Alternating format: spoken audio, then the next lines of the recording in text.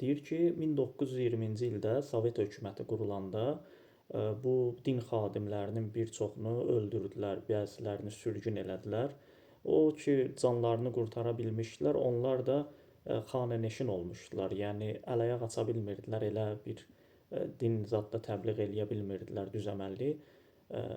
Və həmin o dövrdə bir nəfər də var idi, güya ziyalılardan idi və bu adam redaksiyada işləyirdi, bir qəzet redaksiyasında ateizmi təbliğ eləyirdi. Dinə qarşı, Allaha qarşı, peyğəmbərə qarşı, əsasən də Həzrət Əliyazada qarşı belə yazılar yazırdı və bu yazıların da müqabilində dövlətdən pul alırdı, qonorar alırdı. Yəni bunu ilə dolanırdı belə deyək.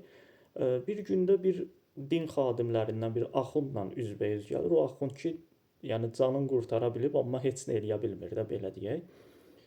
Bunu ilə rastlaşır və buna acıqla belə lağla qayıdıb deyir ki, Əli kimdir? Ümumiyyətlə bu Əli kimdir ki, onu bu qədər tərifləyirsiniz? Axund da qayıdıb cavab verir ki, Əli o kişidir ki, sən də onun şotuna çörək yeyirsən. Allah bizi Əlinin yolundan ayrı salmasın. Qədirxan bayramınız mübarək.